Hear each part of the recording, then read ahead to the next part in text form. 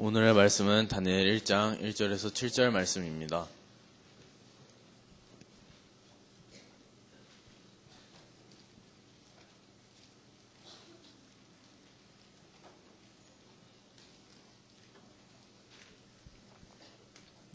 오늘의 말씀은 다니엘 1장 1절에서 7절 말씀입니다.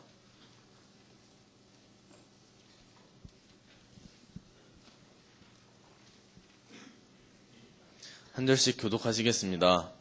유다 왕 여호야김이 다스린 지 3년이 되는 해 아벨론 왕 느부갓셀이 예루살렘에 이르러 성을 에워쌌더니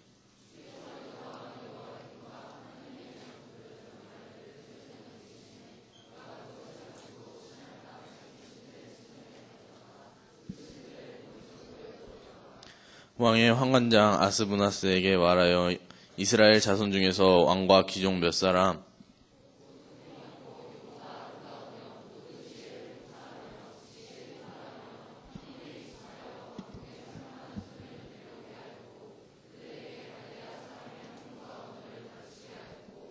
또 왕이 지정하여 그들에게 왕의 음식과 그가 마시는 포도주에서 날마다 쓸 것을 주어 3년을 기르게 하였으니 그 후에 그들은 왕 앞에 서게 될 것이더라.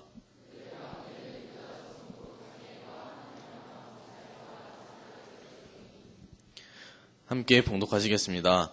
환관장이 그들의 이름을 고쳐 다니엘은 벨드사살이라 하고 하나냐는 사드락이라 하고 미사엘은 메삭이라 하고 아사랴는 아벳느고라 하였더라. 아멘.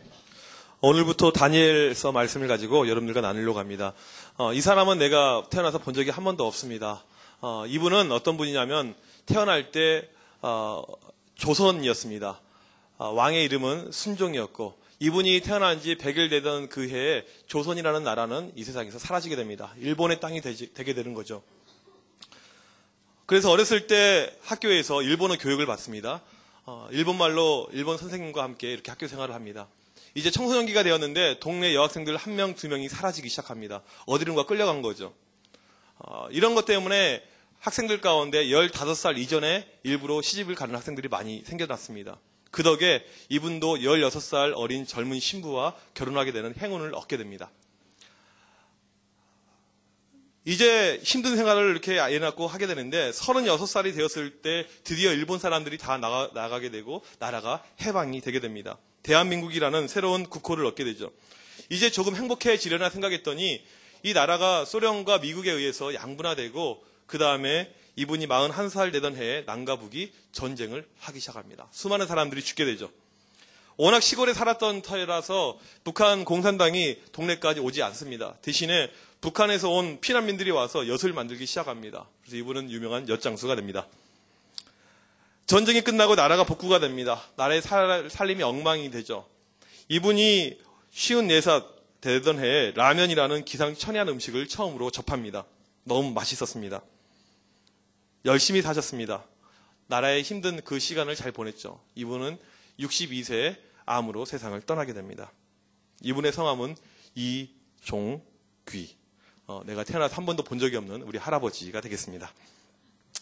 본 적 한 번도 없어요. 아까 그 사진 우리 할아버지 아닙니다. 사진도 본 적이 없고 저는 본 적이 없는데 구 한말에 태어나서 일제시대, 대한독립, 6.25 여러 가지 이 민족의 격동기를 다 겪으신 분이죠. 예. 당시 우리나라에게 이렇게 힘든 일이 있을 걸로 예상한 사람은 아무도 없습니다. 일제시대가 끝난 다음에 평안할 줄 알았죠. 근데 나라가 분단이 되었죠. 6.25가 일어났죠. 나라는 세계에서 가장 가난한 나라가 됐습니다. 아무도 이것을 예상하지 못했습니다. 하지만 이것이 역사입니다. 오늘 말씀의 배경은 마치 구한말 우리나라와 비슷합니다. 이스라엘의 국력이 약해집니다. 그래서 급기야 이 북쪽 이스라엘은 BC 722년에 아수르, 지금의 시리아죠. 이 나라에 의해서 침공을 받고 나라가 멸망을 하게 됩니다. 그 다음에 이 중동은 아수르와 남쪽 이집트 두 개 세력으로 양분화됩니다. 이 위기 속에서 남쪽 유다가 살 길은 동맹하는 거라서 이 이집트와 동맹을 맺습니다. 그리고 빌붙어서 나라가 유지가 되는 거죠. 그런데 중동에 새로운 힘이 생겨나게 됩니다. 그게 바로 바벨론 제국입니다. 바벨론은 아수르를 몰아내기 시작합니다. 그리고 더 힘을 키워나갑니다. 이때 아수르도 버티지 못하고 이집트와 동맹을 맺습니다. 급기 아수르는 수도를 갈그미스, 영어로 말하면 칼케미시로 옮깁니다. 근데 바벨론이 거기로 진격해 와서 BC 605년에 갈그미스, 이 칼케미시 전투에서 아수르와 이집트가 대패를 하고 끝나게 됩니다. 중동은 전부 다 바벨론 땅이 되는 거죠. 그 다음에 거기서 끝나지 않고 이 바벨론 제국은 유다 땅으로 진격해 옵니다. 그래서 예루살렘을 함락을 합니다. 이스라엘 사람들은 꿈에도 생각하지 않았던 그런 일이 발생합니다. 아수르만 있으면 됐는데, 이집트만 있으면 됐는데 갑자기 바벨론이라는 나라가 만들어져서 자기 나라를 점령을 해버린 것입니다. 왕이 포로로 끌려갔습니다. 역사라는 게 그래요. 우리가 생각지 못한 일들이 계속해서 발생합니다. 역사, 영어로 뭐죠? history. His story. 그의 이야기. 그래서 하나님의 이야기를 흔히 역사라고 이야기합니다. 우리는 알지 못하지만 하나님을 알고 있는 하나님만의 스토리. 이것이 역사예요. 지금은 우리나라가 잘 삽니다. 행복한 나라예요. 근데 어떻게 될지 모릅니다. 지금은 좀 국력이 약한 필리핀이나 베트남 이런 나라가 우리나라보다 강성해질 수가 있습니다. 예전에 지금은 농촌 결혼 못하는 분들이 필리핀, 베트남 가서 여자를 많이 공수해 옵니다. 근데 역전돼가지고 나중에 여러분이 컸을 때 한 10년 후에 필리핀, 베트남이 우리보다 강성해질 수가 있습니다. 그래서 우리가 이제 필리핀, 베트남으로 여자를 보내야 되는 그런 입장이 될 수가 있습니다. 우리 여학생들, 여러분의 남편이 베트남 사람이 될 수가 있다고 생각을 해보세요. 그렇게 될 수가 있습니다. 오늘 생일을 맞은 박지영 같은 경우가 남편을 이렇게 막 꿈꾸고 있어요. 지금부터 막 결혼할 사람을 막 찾고 이렇게 준비하고 있는데 나중에 봤더니 결혼할 사람이 필리핀인 까를로스랑 결혼을 하게 되는 겁니다. 그 옆에 앉아서 웃고 있는 이은우는 베트남 후찌뽕하고 결혼을 하게 되는 겁니다. 그의 친구 지금 막 비웃고 있는 장다은 같은 경우에는 이 몽골 사람들이 말을 먹잖아요. 말을 잘 먹고 있는 이 몽골 울란 말바르트랑 결혼을 하게 됩니다. 이 베트남의 이 베리 열풍이 이제 한국을 막 잠식을 하는 거예요. 그래서 우리가 원래는 밥을 먹어야 되는데 주식이 바뀝니다. 쌀국수로. 맨날 국수를 먹는 거예요. 학교 급식도 국수가 나옵니다. 계속 국수. 그 다음에 베트남 사람들이 뭐 항상 먹는 건 아니지만 그들에게 있어서 존귀한 음식인 애벌레, 바퀴벌레 이런 튀김들이 학교 급식으로 맨날 나오는 겁니다. 이게 좋다고. 왜? 더럽죠. 네. 역사는 모릅니다. 어떻게 될지 아무도 몰라요. 그래서 역사인 거예요. 지금은 우리가 아시아에서 이렇게 힘을 떨치고 있는 나라지만 어느 한순간에 나락으로 떨어질 수가 있습니다. 한순간에 유다의 수도 예루살렘이 함락되었습니다. 이건 시작에 불과했습니다. 바벨론 군인들이 예루살렘 성전에 들어옵니다. 원래 성전은 거룩한 곳으로 아무나 들어갈 수가 없습니다. 특별히 성전 안에 성소, 지성소, 제사장밖에 못 들어갑니다. 그런데 여기를 군합발을 신고 들어와서 완전히 파괴를 합니다. 파괴하고 좋은 집기들을 다 빼앗아갑니다. 성전 안에는 금은 보석들이 많이 있었습니다. 좋은 하나님 앞에 섬김을 받았던 이런 집기들이 있는데 이것을 다 빼앗아간 거예요. 이스라엘 사람들이 다른 거 다 참을 수가 있었습니다. 자기 나라가 황폐화되는 것은 견딜 수가 있었어요. 근데 하나님의 성전이 이렇게 무너지는 것, 망가지는 것, 이것은 견딜 수가 없는 큰 수치이고 아픔이었습니다. 생각해 보세요. 우리가 주일날 딱 교회 왔습니다. 예배 드려야 되는데 교회 피아노가 없어져 있어요. 교회 왔더니 오르간이 없어져 있습니다. 스피커가 없네요. 프로젝트가 없네요. 의자가 아무것도 없어요. 의자가 텅 비어 있어요. 여기가요. 예전에 실제로 그 교회 도둑놈들이 상당히 많았던 시절이 있습니다. 교회에 있는 이렇게 물품들을 떼가고, 참고로 우리 교회는 보안 시스템이 엄청나게 잘 돼 있어가지고 혹시라도 꿈꾸고 있는 친구들이 있으면 99% 무조건 걸리게 됩니다. 수많은 CCTV가 이 안에 설치가 돼 있어요. 심지어는 여러분의 그 예배드리는 모습 있잖아요. 맘만 먹으면 사각지대 없이 다 잡아낼 수가 있습니다. 그래서 여러분들 가운데 지금 졸고 있거나 딴짓하고 있는 애들 언제 날 잡아서 한번 예배 시간에 상영을 하려고 다큐 천안함 이런 영화처럼 한번 영화처럼 만들어가지고 이런 예배도 있습니다. 이런 생각이 들 때가 있어요. 내가 주일날 교회에 왔는데 심지어는 교회가 사라져 있는 겁니다. 나운동 1호 3-9번지 늘 푸른 도서관 옆에 우리 교회가 이렇게 있어야 되는데 교회가 없어져 있는 거예요. 그리고 이게 양로원이 되어 있는 겁니다. 할아버지 할머니들이 막 여기서 밥 드시고 식사하시고 있고. 이것은 그냥 우스갯소리가 아니고 충분히 실현 가능한 이런 이야기입니다. 우리나라는 고령화 사회로 진입이 되었습니다. 20년만 지나면 60대 이상의 인구가 전체 인구의 40%를 넘어서게 됩니다. 교회에 할아버지 할머니들밖에 없게 됩니다. 애들, 꼬맹이들 교회 안 나오려고 해요. 옛날에는 사탕 하나 주면 교회 왔습니다. 초코파이 하나 주면 군인들 교회 왔습니다. 요즘에는 안 해요. 배가 부른 거죠. 청소년들은 고작 5%만 교회에 나옵니다. 현재 우리나라 기독교인 870만인데 2단을 빼면 700만밖에 안 돼요. 적은 수잖아요. 근데 20년이 지나면 이게 400만으로 줄게 됩니다. 2050년이 되면 교인의 70%가 노인이 되게 됩니다. 영국, 유럽 교회랑 똑같이 되게 되죠. 우리나라에 멋진 교회들 많아요. 지금 서울에 가게 되면 어떤 멋진 교회 착 교회를 잘 짓고 있는데 그 교회는요, 지하철에서 딱 내리자마자, 지하철 내리고 카드 찍고 나가자마자, 여러분 지하철 알죠? 그 땅 밑으로 다니는 기차가 있어요. 이렇게 군산에 없는데, 예, 기차인데 이렇게 땅 밑으로 다녀. 이렇게 땅에도 이렇게 기차가 다닐 수가 있다고 하더라고요. 예, 예. 혹시 그 다음에 기차 탈 때 돈 내지 않고 이렇게 카드 이렇게 내는 거. 예. 혹시 서울 가게 되면 절대 돈 이렇게 내면 안 됩니다, 여러분들. 카드를 사야 돼요. 카드를 사서 카드 찍고 이렇게 가야 됩니다. 근데 지하철 타는데 이제 지하가 이렇게 깊이 막 내려가잖아요. 근데 이 개찰구에서 표를 찍고 나오자마자 교회 본당 정문하고 연결이 되어 있어요. 지하철 찍고 나오자마자 바로 본당 문이 나온 거예요. 그런 교회가 있습니다. 그 다음에 교회 에스컬레이터가 있는 교회가 있습니다. 지하부터 지상까지가 전체가 에스컬레이터예요. 교회에서 걸어 다닐 이유 하나도 없습니다. 왼쪽에는 엘리베이터, 가운데는 에스컬레이터. 모든 사람들이. 교회가 백화점처럼 만들어진 교회가 있습니다. 엄청난 멋진 샹달리에부터 해가지고 멋진 데코레이션, 이런 교회들이 있어요. 우리 교회도 이제 저 수성동에 교육관 아마 엄청나게 멋지게 지을 것입니다. 그런데 앞으로 20년, 30년만 지나면 이런 멋진 교회들이 없어지기 시작을 한다는 것입니다. 다 팔려가요. 대형 교회에 사람이 없어가지고 교회가 이마트로 바뀌게 됩니다. 교회가 롯데시네마로 바뀌게 돼요. 교회가 절로 바뀌게 됩니다. 드림사 이렇게. 끔찍하죠. 끔찍해요. 이건 농담이 아니고 우리에게 임박할 내용입니다. 우리가 그런 시대에 살 수가 있습니다.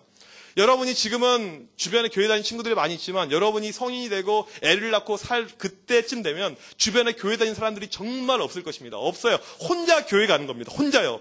그러한 위기 속에서 내가 어떻게 신앙생활을 해야 될까? 상당히 중요한 질문입니다. 바벨론은 유다를 점령했습니다. 성전 지키를 다 가져갔어요. 바벨론은 무서운 나라였습니다. 하나님의 성전까지 파괴하는 나라였습니다. 그런데 더 무서운 것은 여기에 있지 않고 이스라엘의 민족성을 완전히 말살하려고 하는 정책이 있었습니다. 성전 기물을 가져간 다음에 이제 포로를 잡아갑니다. 누구를 데려가냐면 왕족과 귀족의 애들, 어린 애들을 데리고 갑니다. 왜? 이들을 바벨론 사람으로 만들기 위해서. 나중에 이들을 바벨론 사람 만들어서 다시 유다 이스라엘 땅에 재파송해서 그들의 민족성을 완전히 바벨론 사람으로 전체를 바꿔버리려고, 이런 고도의 전략이 여기에 담겨져 있었던 것이죠. 우리로 치면 왕족과 귀족의 이 자녀들, 어린애들, 중학교 1학년, 2학년 이런 애들, 아주 어린 애들입니다. 그런데 아무나 뽑지 않고 이들이 잘생긴 애들, 키 큰 애들, 이런 애들. 우리 교회로 치자면 긴장하지. 강건, 장현태, 이동석 이런 애들을 제외하고 나머지 같은 애들. 문준수를 제외하고 나머지 같은 애들, 이런 애들. 그리고 또 여기서 끝나지 않고 똑똑하고 공부 잘하는 애들. 우리 교회로 치자면 누가 있을까요? 지난번 시험에서 전교 1등한 13인 정도에 해당하는, 예, 정말 있어요. 여러분들이 잘 모르죠. 전교 1등이 10 몇 명 있다니까 정말 다른 나라 이야기 하는 것 같은데 이 안에 앉아 있습니다. 물론 전교 꼴등도 한 15명 정도 앉아 있어요. 같이요. 예, 전혀 공개하지 않습니다. 그냥 여러분들이 크게 찬양하고 은혜 받은 척하면 전교 1등으로 생각하는 줄 믿습니다. 근데 찌질이처럼 있으면 공부 못하는 걸로 생각을 할 거예요. 이 얘네들, 똑똑하고 잘생긴 애들을 데려가서 바벨론 황실 교육을 시킵니다. 최고의 엘리트 교육. 이제 언어도 원래는 히브리어를 사용했는데 히브리어가 아니고 바벨론 언어인 아카드어. 정말 언어가 이상하게 생겼어요. 그림처럼, 상형 문자처럼 생겼는데 이 그림을 다시 배워야 되는 거예요. 바벨론의 문화와 지식, 바벨론의 신, 특별히 바벨론 우상에 대해서 공부를 하게 됩니다. 바벨론은 우상의 나라였습니다. 우상 교육이 철저하게 들어가는 거예요. 이렇게 바벨론 사람으로 완전히 만들어서 나중에 이들이 큰 다음에 이스라엘 전체를 바벨론화 시키는 게 목적이었습니다. 이스라엘은 지금 위기죠. 나라 전체가 바벨론 우상화 되려고 하는 이런 위기 속에 있는 것입니다. 오늘 말씀에 보게 되면 애들 4명의 이름이 나옵니다. 당시 포로로 끌려간 애들 가운데 딱 4명의 이름만 성경에 기록이 되고 있습니다. 성경은 4명의 학생들만 선택해서 이름을 일부러 기록을 하고 있습니다. 역사 속에서 기록된 사람은 포로가 수백 명, 수천 명 엄청나게 애들이 많았는데 그 중에 딱 4명만 성경에 기록이 되고 있습니다. 그 이유가 있어요. 그 목적이 있습니다. 일부러 딱 4명을 기록을 하고 있습니다. 여러분 또래 4명의 학생들만 성경에 등장합니다. 왕족이었어요. 잘생겼습니다. 똑똑했습니다. 단지 그 이유 때문에 4명이 기록된 건 아니에요. 오늘 4명 보게 되면 다른 왕족과 귀족과 좀 다릅니다. 이름이 특이해요. 이름의 뜻을 한번 볼까요? 다니엘, 하나님은 나의 심판자. 아사랴, 하나님은 나의 도움. 하나냐, 하나님은 은혜로우시다. 미사야, 하나님은 하나님 같은 분이 누구랴?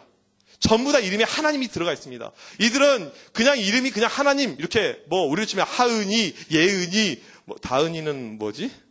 다신교를 믿는? 아니. 이렇게 그냥 이름만 그런 뜻이 아니고 정말 하나님밖에 없었던 이런 애들이었습니다. 믿음의 아이들이었어요. 자기 선조 히스기야 왕처럼 늘 하나님을 찾던 아이들이었습니다.